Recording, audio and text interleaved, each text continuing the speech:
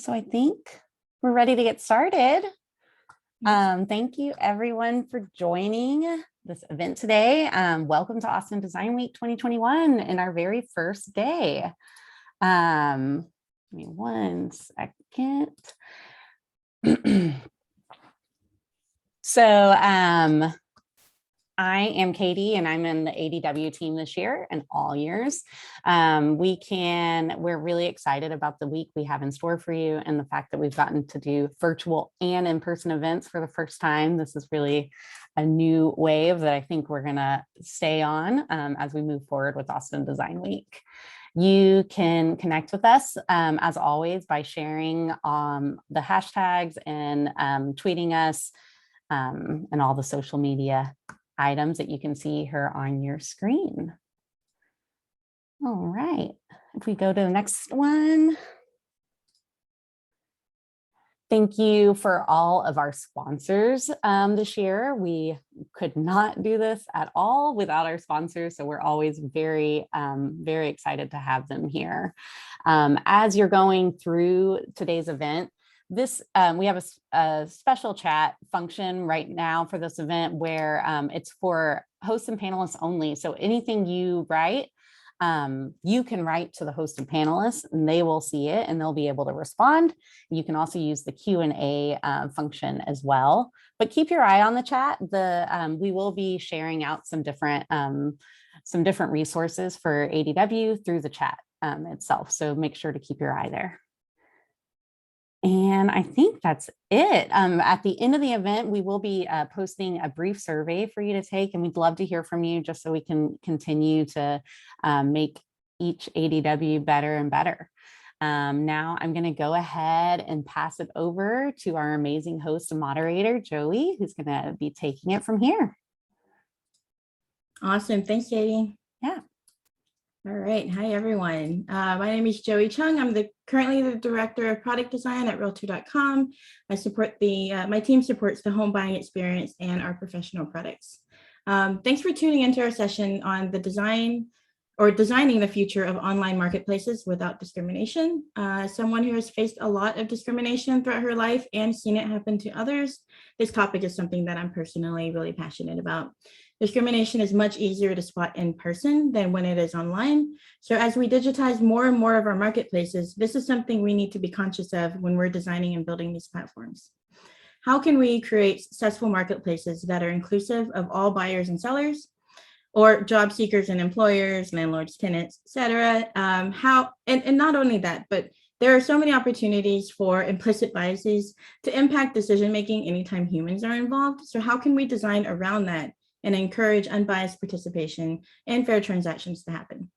The good news is people are working on this today actively in a lot of companies. So we have 4 of them here today on our panel, and I'm super excited to hear from them today and have a really great discussion. I'll let them introduce themselves, but I think it could be nice to hear them answer a fun question. We are all working remote now. What is something that you've learned or tried throughout the last couple of years?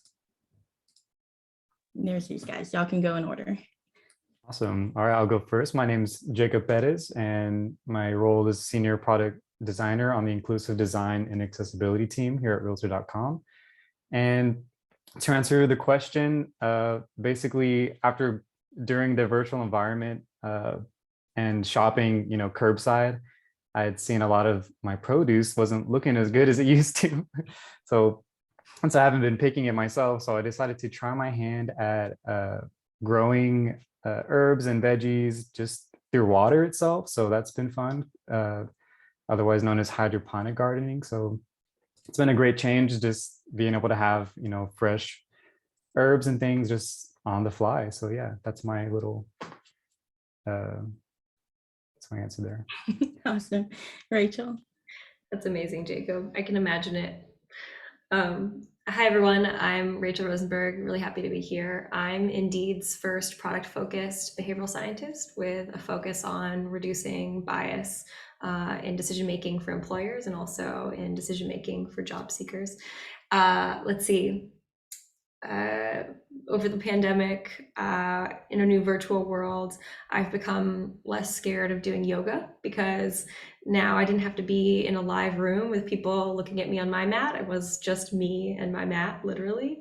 And so I finally learned, all the different moves, and I can kind of feel more at home in a yoga classroom. And so I still keep up some virtual yoga, but now I've started a little bit to go back to classes and feel like I can actually do it. Whereas before I felt really nervous about all the other more talented yoga artists. So that's me.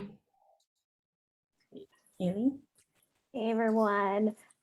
So my name is Haley Rollins and I'm a designer at Expedia Group. So I have focus on the shopping experience for vacation rental specifically on brand Expedia as well as a Vrbo.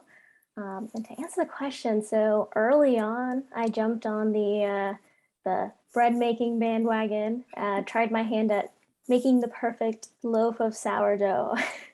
Though unfortunately, as I've told many of my friends, my oven had other ideas, and I quickly learned that it would short out and the whole kitchen would lose electricity. And if I had tried to get it to maintain a high temperature for a long period of time. So unfortunately, my dreams of the perfect sourdough loaf did not happen, but maybe in the future with a different oven. Awesome, Robin. Hi, everyone. I'm so excited to be here and be part of this panel. I'm currently a director of product design at The Knot Worldwide. And my area of focus is the marketplace. So yeah, I'm very excited to be here and answering the icebreaker question. I've been taking randomly some virtual cooking classes. So that's been fun because, you're using your own equipment versus their fancy equipment. So it's actually, I think, better. So you can actually try to do it at home.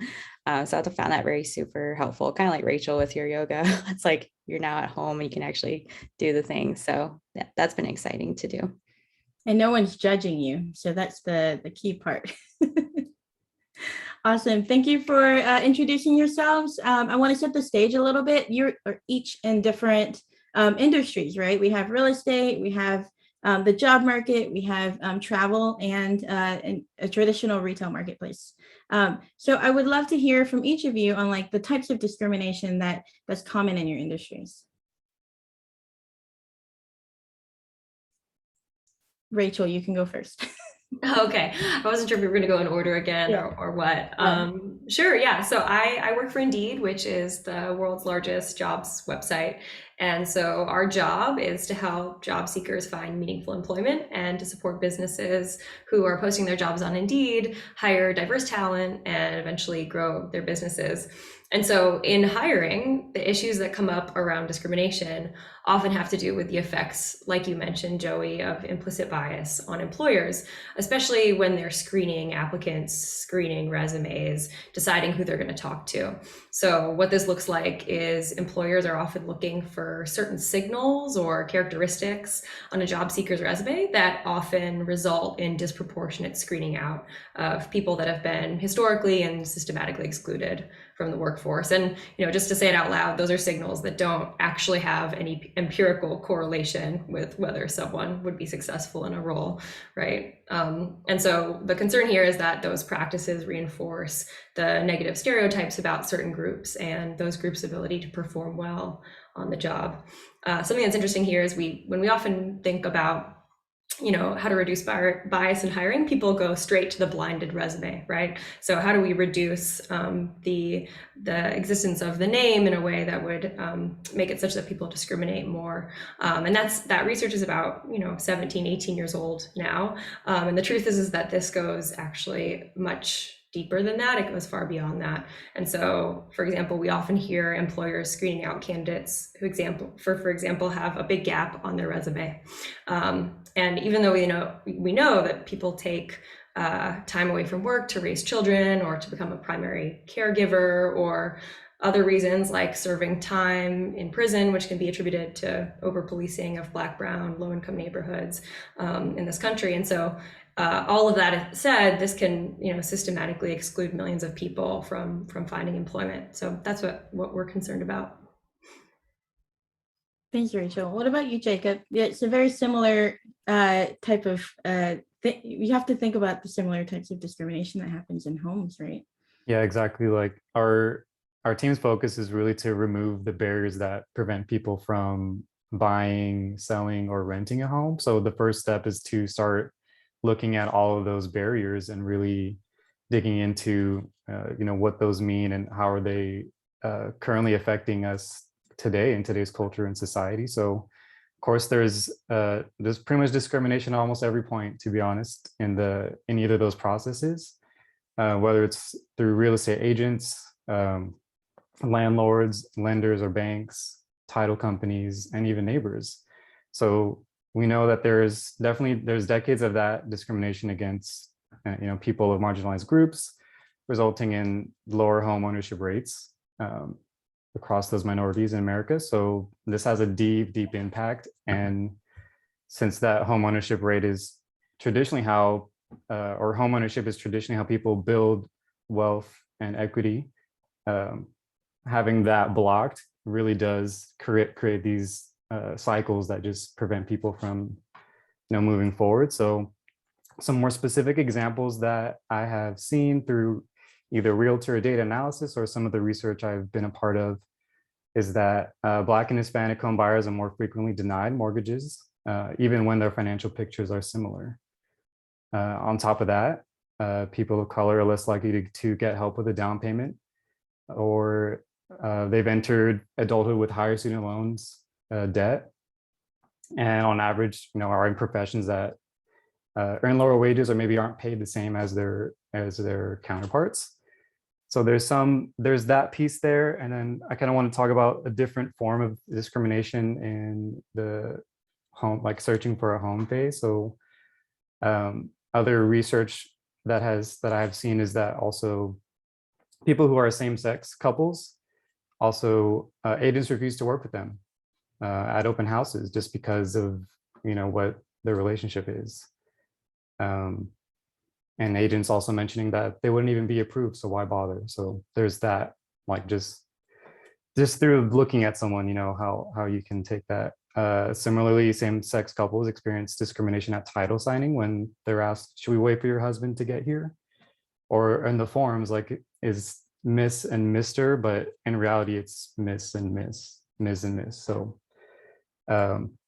kind of moving on to the renting side of things, there's even discrimination there for people with accessibility needs. We've heard from a few people that landlords are increasing the security deposit because of the hardware used, or if someone needs shower bars installed in the shower, like that's something that they might ask, but is also it's not a practice, it's a discriminatory practice. So basically, those are quite a few, but I would also like to challenge you all to kind of see those are different expressions of discrimination, but also look at it through the lens of intersectionality and how that could come together for some people and even compound that a little further. So I will definitely have some answers to how we're approaching some of this later on, but I'll kind of just leave it at that for now on some of the points that we've identified so far. Great. Thanks, Jacob. What about you, Haley?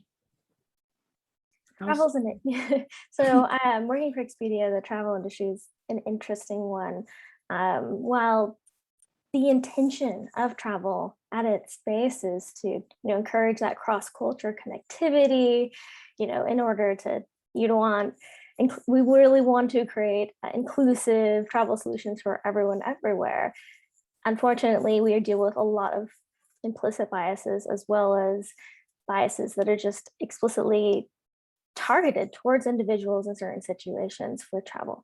So some examples might be, there's a lot of thoughts of someone that's foreign, someone that's unknown really can get targeted and seen as an other in these situations.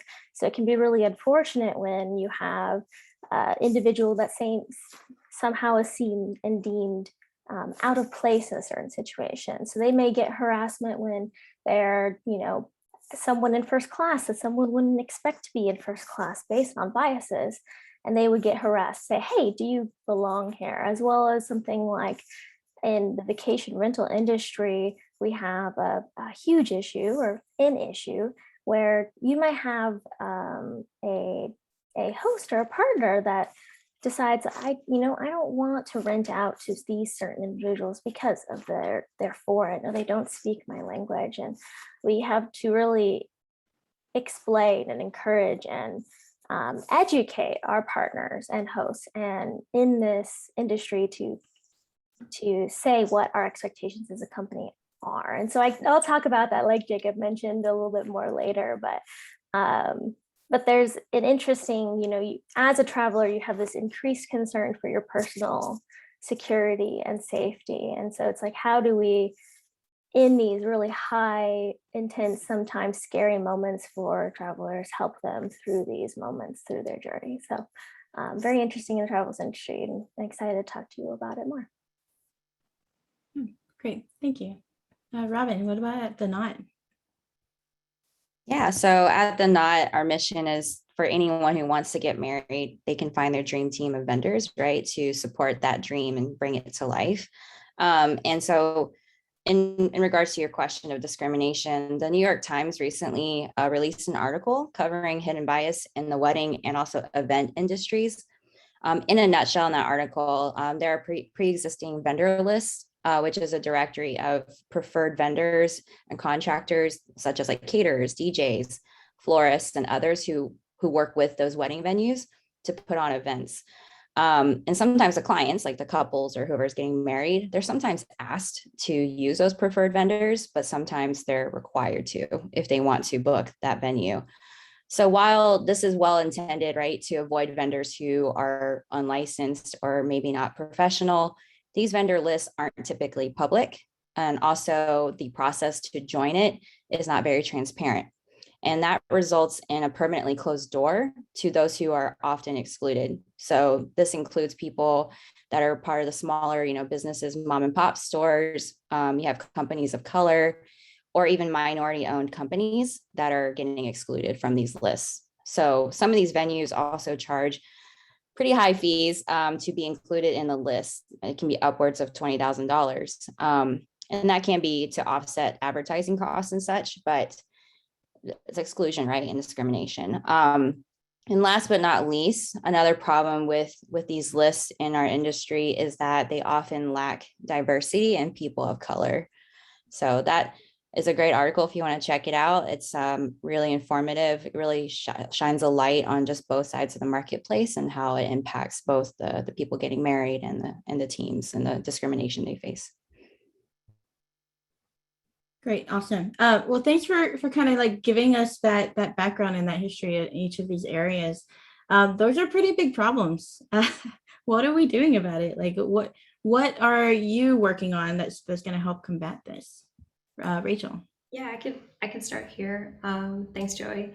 So, I think there's lots of ways that Indeed is trying to think about how to remedy this. So one is, how do we get past the use of typical screener questions that tend to exclude people who, say, don't have access to a formal credential or who didn't have a college degree, and how we might, screen more people in by thinking about alternative ways for getting people through that first stage of the hiring process, which means get to show up and talk to someone. So one way to do that is to say default attach assessments to job descriptions. So making it such that employers are encouraged to think more about skills and competencies instead of thinking, about basic, like how many years did you have at this fancy company when making decisions about who to employ.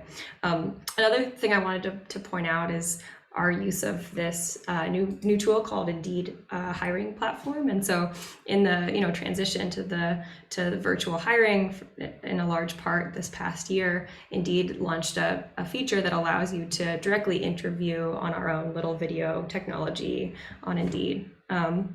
And what's unique about it is that it actually asks employers to entirely skip the resume process altogether. And I think, across Indeed, many of us envision a world where the resume doesn't exist anymore because it's been used historically to exclude people. And I think the resume document dates back centuries, right? Like, it's this very old tool for trying to understand somebody's capacity to perform well. And what's interesting is, so the way this works is that you directly get placed into into an interview setting with the job seekers that sign up to interview with you. And maybe you have a few screener questions that you answer, like whether the work shift would work, or, you know, if you're interested in the position. But then it gets your foot in the door, right? So as a job seeker, you just get to step straight into an interview with someone. And initially this really irked employers. They didn't like it. And that's because there's just such status quo bias, right? People love to look at the resume. They're so used to it. They think like, oh, this is the source of truth. And so it's a big hurdle to get over some of these, like, you know, systemic tools that like historically exclude many people. And so what's cool though is that job seekers love it. Because in behavioral science, we talk about like the foot in the door effect. Like once you get into the room, you feel like, oh, I can express that I would be good in this role. Just let me talk to somebody. And so we're really sort of trying to open the door there for people to get their foot in the door and have a conversation with an employer, to talk to them about how they're, you know, motivated to be in a role, and how their skills and how their experiences might actually relate to it, even though they couldn't necessarily express that in a resume format. So that helps us get a little bit further away from the resume. And I think, you know, the next frontier in this is to think about what actually happens in the interview setting, right? So we know that interviews can often be like a gut check or assessment if someone's a cultural fit, which are terms that, you know, reinforce this idea that people should comport themselves, look like us, right? Like that we should all look the same and comport ourselves in the same way. And that's not something that is particularly inclusive. And so how do we structure interviews so that employers are asking consistent questions across candidates? They're asking things about skills, about competencies, things that actually would qualify them for the role, as opposed to relying on sort of a gut reaction or the unconscious biases that we would worry would, again, be exclusive. So lots to do here, but I think we're chipping away at it. Great. All of that sounds really interesting. I can't wait to learn more about it. Are we able to do any of that stuff for other areas?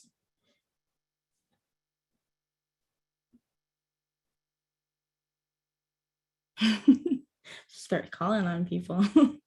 Jacob, what are we doing to combat a lot of the things you were talking about earlier? Sure. So kind of like to preface that with, you know, kind of a goal that we have is, you know, having this inclusive platform.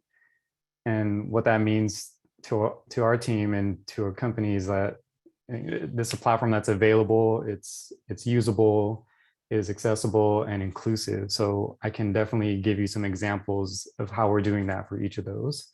So for usable, of course, that's something that us designers should be fairly familiar with, you know, doing usability testing, but especially bringing in people that might use different devices. So thinking outside of keyboard, outside of mouse, you know, how does this work on a screen reader? How does this work maybe keyboard only?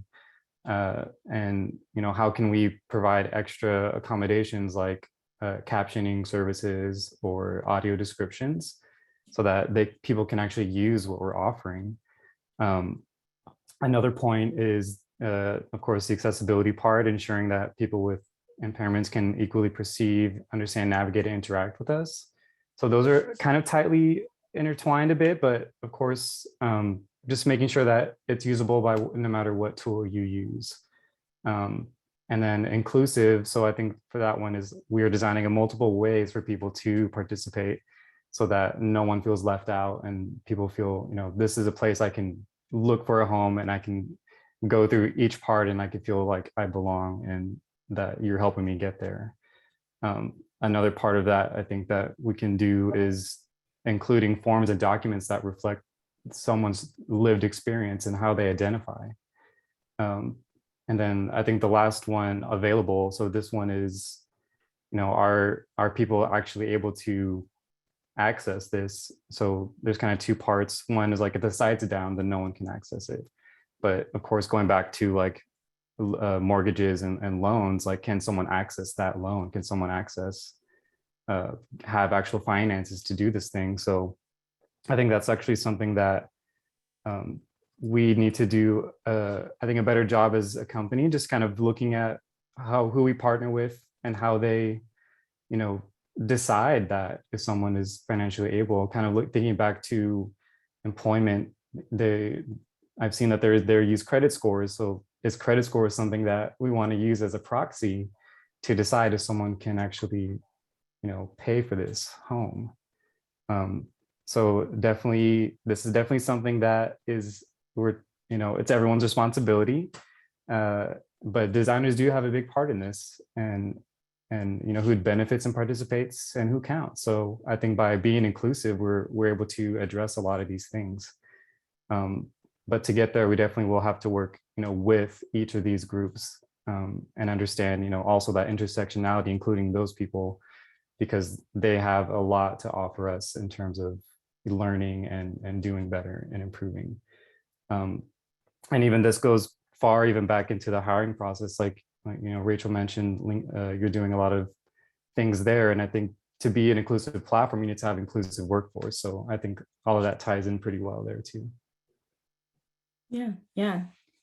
When you're designing something to be inclusive, like how do you ensure that you're testing or you're doing like validation on an inclusive representation of people? So I think there is just keeping track of who you are doing research with, and noticing, how the participants skew, and noticing who is left out in that, as well as, like I mentioned earlier, people who use assistive devices is also a group that has largely been left out of this research. So I think looking at it from all these angles, are we talking to people of all abilities, all backgrounds? So really just to cover all, maybe needs that you would have never thought of, but that can greatly impact everyone and not just that particular person. Yeah, great. Haley, Robin, what challenges do you run into when you're designing solutions? I can start here. So at travel, I think one of our biggest challenges is that before, during, and after travel, there are so many touch points that are out of our control. Also, not necessarily all of our travels have internet at all times. So there are a lot of times and touch points and interactions that can define someone's experience once they're traveling. So there are things that we can do as a company on our platform in order to, cultivating a consistent strategy and understanding in order to provide everyone from our travel agents, from what's on our platform, what's in our content, what's in our agents. Everyone has this understanding as to what the expectations are and what our consistent strategy is for these travel resources, and addresses these safety concerns and enables travelers to have tools and meet them where they are. So it can be a challenge because you're setting expectations globally, and everywhere and every place has different laws or biases based on their context, which is can be another challenge for us, because when you have a platform, when it's global, there's different laws in different places, where some places where something we take for granted, maybe here in the United States, may be completely illegal in another country. So something that might be safe in one context, an image that might be safe in one context, might be extremely harmful in another. So when you're using something like image software in order to figure out if something is discriminatory, pulled off the site, or using language to encourage partners to speak in a certain way or welcome travelers in a different way, it depends on every context. Every step of the process, as well as every context. So that it can be really challenging. But what we try to do is, again, like Jacob had mentioned, try to be inclusive in our research, inclusive when we're bringing people in and testing this as well. Also doing research in different locales to understand culturally what makes sense for us to design in that specific locale.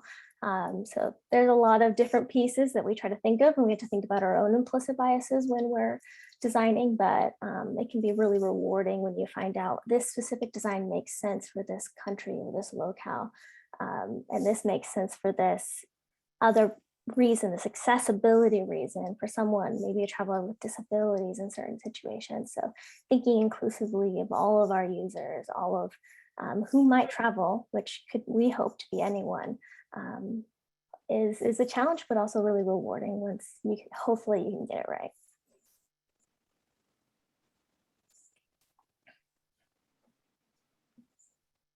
Yeah, I'm seeing a common theme too, where you have to think about the experience outside of the platform too, right? Rachel mentioned, what is the experience when you're actually in an interview, and how do you solve for that? And the same thing, like when you're actually traveling, that's definitely not when you're, searching on Expedia.com or you're searching on Indeed. And so that's definitely a added challenge, right? Robin, what about you? Yeah, I think that's really well said. A lot of the challenges that we face too is that, with the wedding and event industry, a lot of it is still offline, so to speak. So that is a challenge because we don't really have much insight into that. We're not Big Brother and like checking on what they're doing. And so it's just a lot of like, how can we try to glean that information and figure out their user behavior and also like the mental models of what they're doing to achieve said goals. And they're doing it somehow, right? Before online marketplaces existed. So that's a very interesting challenge. And to give y'all a little more context, at the Knot, we began offering diversity-based filters, I think January of this year. So businesses can self-identify as Black or like female owned, for example, to make it easier for clients or those who are interested to find those kind of vendors. The challenge around that is education. And hey, Haley, you just touched on that too, right? Education is a big piece because you are changing how they behave, how they interact with what they're trying to do to reach their end goal. So really educating both sides of that marketplace is and trying to get them on board, so to speak, with this new approach is very challenging. Also, really just educating on the why and how is just really key because clients they come from so many different cultural backgrounds. So that's something we have to be very, sensitive of and respectful of. And in addition to that, I think Jacob, you covered a bunch of great dimensions that we have to be mindful of. And a big thing for the wedding events industry is time and money. I mean, you can't get those back. That's super sensitive to everybody. So really just thinking about the socioeconomic class for different folks. Also, they may not even have devices. So those are things that we have to think about too, and how can we try to meet them where they're at to help them get to what they need to do. So yeah, those are the biggest challenges, and yeah, there's a lot of overlap with everyone here and what we're facing. Yeah. When you think about weddings, like before the internet, and you didn't have to deal with going to a website or looking up people or anything like that. How did they find each other, I guess, before? And then like how has moving that online like changed things?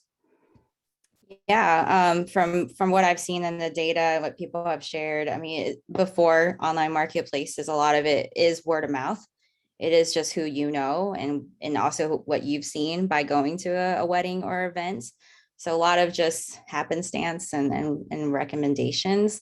And by bringing it online, though, now you have more access to hopefully more vendors who can meet your cultural needs, but not just you as the people getting married, but also your guests.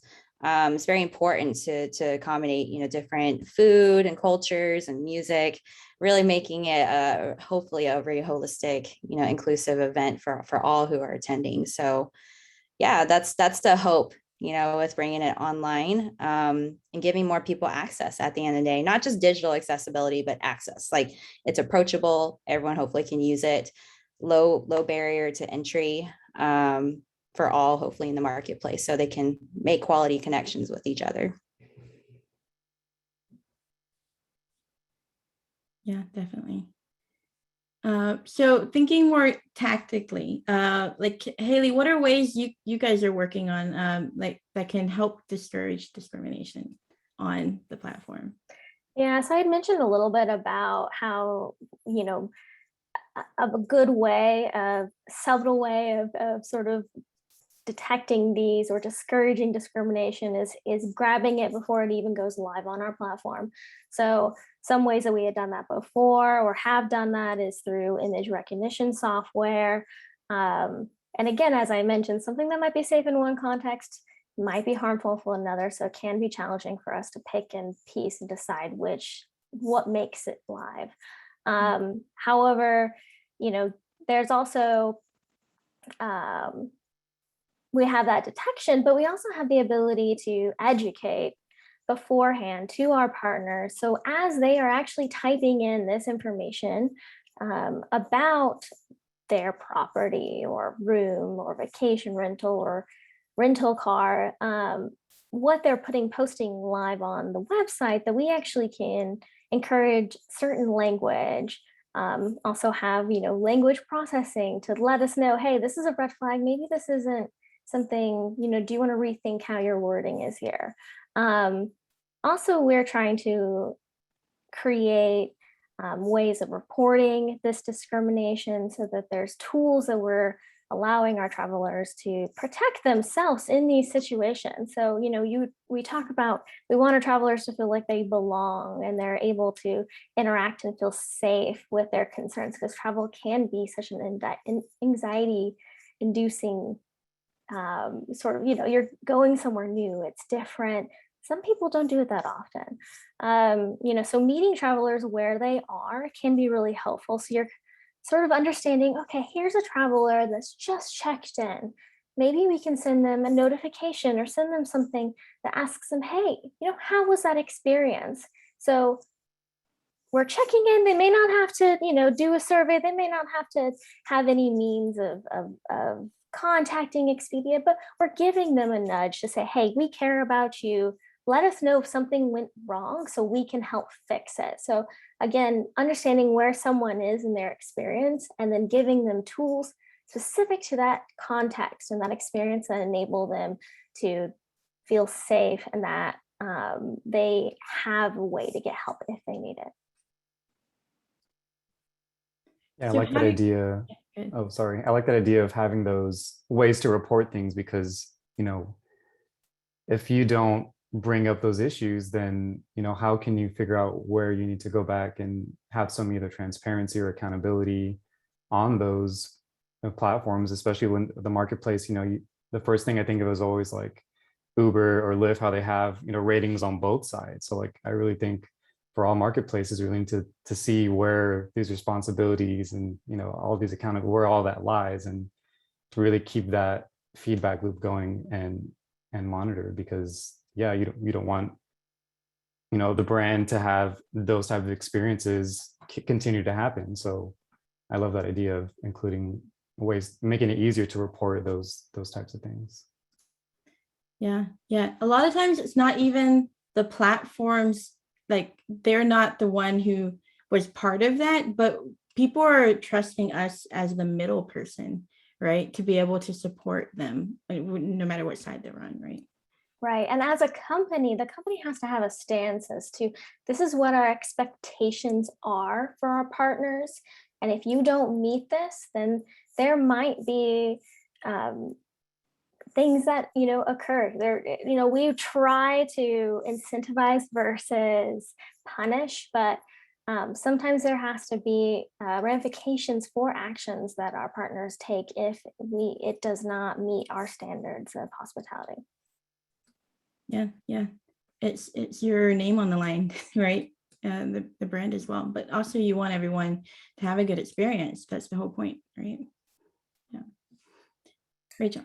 I just thought something that Haley said was really interesting, which is this idea that you're giving your travelers a feeling like they're held, like they belong, like you got their back. And I think this concept of instilling a sense of belonging or a sense that you got this is really important for each of these scenarios. I mean, Jacob, you just talked about this too, which is that you want to refer to people in a way that makes them feel like they belong here, right? It's not counter to the way that they're identifying. Similarly with job seekers, we want to send them a message. We want to use language that says, if you're being rejected from this job, we still believe in you. Here's 3 more jobs to go apply for next because we want to keep the momentum going. Or here are pictures on our website of, a diverse in terms of age, in terms of race, ethnicity, in terms of gender, in terms of body type. Here are all sorts of different types of people that are successfully finding employment on our site, right? And so sending these sort of subtle cues that say you belong here, you can succeed with us, you can have fun traveling with us. I think it's really important. Mhm. Yeah, you get all the good feelings when you go to the site and you're like, yes, this place is for me. It's great. It's great. So how do you know when you're doing it the right way? Like, how do you measure that the work that you're doing is successful? I could start here. Sorry, I just spoke, but I think I'll start. So the first thing is to have a sense for what metrics you want to move. And something that we talk about at Indeed is if you can't measure it, you can't improve it. And so it used to be that we would think about job seekers that faced particularly high barriers to employment as segments. So job seekers with barriers. And so we looked at behavioral data on the platform that indicated that maybe somebody was urgently seeking or indicated that they were likely unemployed or underemployed and could use that to support them in their job search. But recently, we've just started measuring demographic data. So this is a big deal for Indeed. I think a lot of companies are trying to figure out how to navigate this space right now. And so we're collecting data on job seekers. I'm just looking at my notes here because I want to make sure I get it right. So for US-based job seekers that are on Indeed, they have the option to share demographic data with us, and it's of course optional and not shared with employers. And we're collecting just 5 things for now, but I think we'll see this expand as we get more sophisticated in the space and as we build trust with job seekers, which is important for this. So age, race, and ethnicity, which are together, we could debate that, gender, disability status, and then LGBTQIA plus community membership. And so what's interesting here is with that kind of data-driven approach, we can say we want to hire a job seeker population that's representative of the world around us, so the country of origin or the state or the sector or whatever it might be. And then similarly, we have sort of a cross-cutting goal that says, let's make sure we're hiring 30 million job seekers that face significant barriers to employment in the next year. So hopefully we'll be able to see movement on those metrics. And it's nice when there's sort of that company-wide commitment to moving those things, because then people can point in their own day-to-day work to, well, there's a reason that I can invest my time and resources in this sort of approach because it ultimately aligns with the business goal. Yeah, that makes sense. Definitely have to make sure you plan that at the beginning of a project. How are we going to measure that we're doing this the right way? Yeah, I mean, and the world I imagine, and I don't know how far off we are from this, but is one where we say anytime we run an A/B test, we're making sure that groups are representative, the test group and the control group are representative of the job seekers we serve. And when we run those tests, we can see at the end of the day if there's any sort of different impact across groups. And if that's the case, then we ask real important questions about whether something ships, if it has a disproportionate impact. And that is not the world that we're in yet, but I think we're, at least by measuring the data, we're setting ourselves up potentially to start doing that. The other side of things too is like if people get feedback on how they're doing, so if an employer is not doing particularly well in terms of diversity in hiring, then we can give them that feedback eventually and say, in the aggregate, look, you're really not hiring from these groups. Can we help you to do that differently? So there's an opportunity to start conversations too that we simply couldn't if we don't have the data to talk about it. Mm-hmm. Yeah. Is anyone else collecting data kind of like that? And how do we even go about collecting that type of demographic data? I know it's hard. I think you have to get like legal approval or something, right? Yeah, there's a lot of legal challenges. I know at Expedia, we have to have a lot of third parties do research when it comes to inclusion and diversity, just so that, we know as a company we're biased. As we're a company, we're a business, we can't forget that. So we, want to make sure that from a legal standpoint, we're covering all of our bases. Yeah, that's great. Jacob, we're actually Realtor partnering, right, with a bunch of companies that are helping us evaluate as well. Yeah, there's quite a few trade organizations. For example, the LGBTQ plus Real Estate Alliance, the Asian Real Estate Association America, and National Association of Hispanic Real Estate Professionals. We're also partnering with a few other orgs and just really trying to have like, I guess, a more inclusive research pool of people to do research with, because there's not one platform that has everything. So definitely having to reach out and build those partnerships with other organizations to really be able to just like talk with a diverse group of people. So those are a few of the things at Realtor that we're working on right now, or people are working with. Yeah, cool. Sounds great. All right, we're coming up on time. I wanted to open up the floor for a couple Q&A questions from the audience. I do see one that came in a little bit earlier, and it sounds like a really good question. So how do y'all make giving feedback feel safe for people who are historically marginalized? I think about a lot of times when you read about retaliation, that is a real concern. You don't want to be the person that gave the feedback that and then be able to be targeted. Have any of you had to deal with any of that? I can speak to this briefly. This is something that can be a challenge when it comes to asking travelers for reviews after the fact. So sometimes, they did not have a good experience. Hopefully most of the time they do, but sometimes they don't. And so we still want to include those reviews on our platform. So we have actually a cohesive, well-rounded view of a place or partner, where a hotel room, wherever the review is going to be placed. So having someone feel safe and included and be able to review and feel like there won't be retaliation is a challenge for us as well. There's also accessibility problems. We had a blind individual reach out and say that, is the review process in itself it can be long, it can be difficult for me. And so that doesn't make me want to give a review. Also, understanding how the company uses that review in other ways. So there's all these questions that our travelers have, and being as transparent as possible as to what happens with your review, and that it is safe, it is anonymous to this point. What is included is a picture, is your last name, what pieces of information. So being transparent through all of that can help, but that is a challenge for us as well.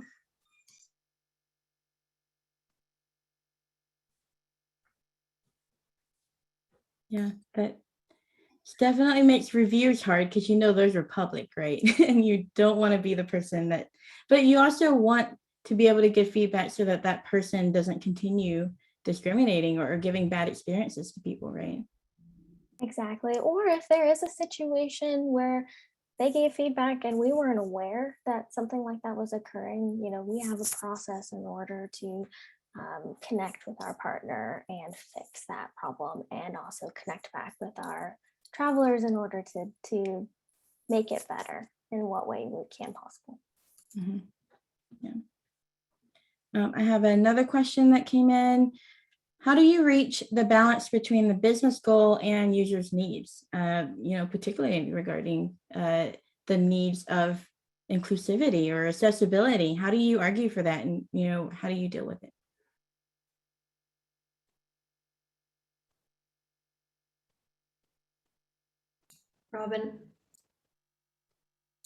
Robin, I saw you raise your hand. Did you want to add to that last piece? Oh, yeah, just yeah. Oh, you're fine. Yeah, thank you. Just on the historically marginalized folks and feedback, I think it's just really important how we frame the feedback flow, making sure it's objective as possible, right? And it's really just about the situation, behavior and impact kind of model versus anything that could introduce biases around like communication styles, how they look, protected characteristics type of things. So just making sure those are omitted from the feedback flow, I think is very important. That way it can be pretty actionable for those, regardless of, race, and things like that. So I just wanted to chime in on that piece real quick. Yeah, no, that's great. Thank you. Thanks, Rachel. Anyone have thoughts on how do you argue for the users, the accessibility needs that you're working on? Yeah, I think you could definitely, 1 in 4 people live with a disability. So kind of using those statistics and kind of making a business case as to why you should do something, I think is a great way. That's what my director did, Stacy Swiner-Ganderson, did a really great job of, getting people on board on, training for accessibility and providing tools, methods, and just a bunch of resources. And you really had to frame it as, okay, well, here's how many people, unique visitors, come to the site. This, and say, a quarter of that, it's the big number that you're missing out on, potential business. So it's flipping it back on the business, like, well, here's business value that you're ignoring, you're leaving on the table. I think is a great way, is one way to do it. Yeah, similarly, using data and statistics to demonstrate what a gap in the market like that creates in terms of success for users, for sure. So a recent Harvard Business School study just came out saying that there are about 30 million workers who are traditionally screened out of the hiring process because of the simple things we talked about before: a gap in resume, maybe not long job tenure, unrecognizable companies, a name that sounds Black or Hispanic. I mean, you name it. The signals on the resume that show that they might have a disability status. So all those things historically screen people out. And it turns out there's about 30 million people that systematically screens out. And there are about 30 million jobs on the market that are unfilled. And so if you think about, just the business case is, we're a matchmaking platform. We're an online marketplace. We want the market to work well. And in order to do that, we need to remove bias. One thing that's kind of interesting here is you can think about, from an engineering perspective, that bias is a bug. And we do quality assurance for bugs all the time. And this is just another bug that we want to deal with. So I thought that's an interesting frame from sort of a tech case in terms of how to frame it for people who might not be so motivated necessarily from their own experiences to think about how to address this. Yeah, it's like the whatever our version of a tech debt is, right? It's the design debt or inclusivity debt or something. Yeah, definitely. I see a follow-up question that's related is are there any tips for like getting people on board with investing in it? And I feel like you just answered this, but one thing to add to is, it's really tying it to the money that you're missing out by not including these people or not taking care of them. But also building the empathy for it, right? Like we have, they may not understand what it's like for any of those people if they don't experience it themselves. So how do you help them experience it? Can you bring some of those stories to them? Can you, weave in storytelling into your presentation so people can really understand the pain that they're going through? Yeah, I just want to hop in. Okay. Oh, go ahead. Go ahead, Robin. Oh, I was just going to add to Joey's answer. I think consistency is key, especially with these tough stakeholders. Weave in the storytelling. I found it very helpful even to find things that like on Twitter. There's a really cool person that shows how to use their iPhone blind. And it's a 2-minute video, but that shows it pretty quickly. And then the stakeholder is like, oh, I see the challenges that they're facing. Okay, I see where you're coming from now. And then now that kind of opens their eyes a little bit more to learn more about other different abilities and challenges that they face. Sorry, Haley, go ahead. No worries. Yeah. And I think, especially now, there's a lot of things have been raised, especially with the pandemic, that it is now an expectation for a lot of us that these companies invest in diversity and inclusion. And if they don't, then from just a marketing or presence there, that customers are, leaving in droves for more inclusive and diverse companies, or to spend their money where they believe and have the same values and morals. So there is a little bit of that pieced in, but I do think, the storytelling, the business case, those have been things that we've used. Also bringing in these ideas that customers don't always look the way that you assume they are going to look, or travelers. There are very diverse families there. We talk about these groups that want to travel, in my case, with their elderly grandparents. And what does that mean from an accessibility standpoint? So if you're enabling one person of that family, you're enabling a huge group of people to travel. So just thinking about the and when it comes to these situations where being inclusive with accessibility or other ways that it actually really helps with the amount of customers that you can have. Yeah, Haley, I would underline that, which is this idea that just because you're designing something that supports experiences for groups that historically haven't been served from the system doesn't mean that those upgrades aren't going to help everybody's experience. And so the ways that you're improving feedback, the ways that you're identifying ways for people to feel more like they belong, the ways to make things easier and less hassleful when you're not sure necessarily how it will function, those things help everyone. And so it's sort of changing the conversation around inclusion a little bit, changing the frame for leadership so that they can see that actually this is about a growing pot, right? Yeah, that's great. I really want to dig into this more, but we're out of time. And so I just wanted to share on the screen. You can take a screenshot of this. If you want to read more information about each of these companies and what they're doing to help combat a lot of these problems that we've been talking about today. We also have a link that I'm going to drop in the chat for an article that Rachel wrote about how to use behavioral science to help you design and make that was a really good read. So I encourage everybody to read that. Take a look. But thank you so much to all the panelists. Oh, I already did that. And for all of the people that have joined today, there's just a really great chat now. All right. Thank you, Great everyone. combo. Thank you, that was great. everyone. Thanks. Bye. Bye. Thanks, everyone.